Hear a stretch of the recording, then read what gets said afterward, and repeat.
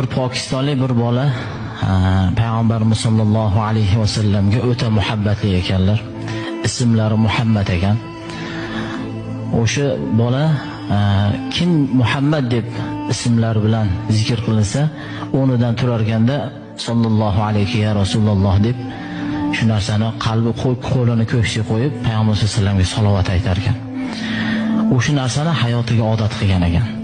Uni o'rtoqlari kalaka qilib Muhammad deb qo'ysa, darrov turar ekanda qo'lini ko'ksiga qo'yib sallallohu alayhi ya Rasululloh deydi ekan. U shunga odatlangan ekan. Kim Muhammad deb chaqirsa, qo'lini darrov ko'ksiga qo'yar ekanda sallallohu alayhi ya Rasululloh deydi ekan. Bir qancha muayyan yoshga yetib hajga borishlik nasib qildi. Shunda haliga xursand bo'lib, haj amalidan keyin Rasululloh sallallohu alayhi vasallamni ravzalarini borib ziyorat qilishlik menga nasib qilsin deb o'sha joyda ziyorat qilib Rasululloh sallallohu alayhi vasallam bilan salomlashib kelaman ekanda degan xursandchilik bilan haj amalini bajarishlikka hajga safarga otlanadi. Har bir joyda haj amallarini bajarib endi Madina-i Munavvaraga boramiz deganda sheriklari hammasi ketib qoldi. Shunda endi o'zim qoldim deb Madina-i Munavvaraga yo'l oldi.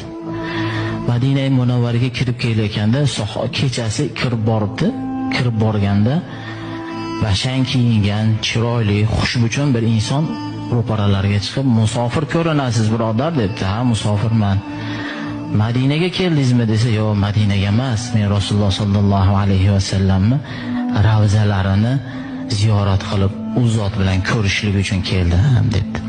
"Bo'lmasa yuring, men sizni Madinani aylantiraman" deb hamma joylarda aylantirib Payg'ambar sollallohu alayhi vasallam masjidlariga olib kiribdi. Mana ustunlarda, hamma ustunlarda ko'rsatib, falon yilda mana falon yilda yil qurilgan, falon hamma narsalarda tushuntirib, oxir tahajjud vaqti bo'lib qoldi. Billa tahajjud namozini o'qishdi. Billa tahajjud namozini o'qishgandan keyin haligi ulug' inson haligi odamni tark qilib, ko'rishamiz deb haligi odamni tark qildi. Shunda haligi Muhammad ismli bola juda atiri shirin ekan debdi, ertalab chiqib do'kondan shu atirni topib, shuni o'zimga sepib yuraman. Juda xushbichim atir ekan deb. Chiqib do'konga kirib aytibdiki, bomdodni o'qib bo'lgandan keyin chiqib, Madinaning eng boylari sepadigan atirni menga ko'rsat debdi. Desa, sen bu joydan topa olmaysan, o teparoqqa chiqsang eng qimmat atirlar o'sha yerda sotiladi debdi. Kirib haligi joyda aytibdi, keling deb kutib olsa, menga Madinaning eng boylari sepadigan atirni menga ko'rsatgan, o'shuni sotib olmoqchiman debdi. Ko'rsatsa, yo'q, bu emas, bundan ham yaxshisini, bundan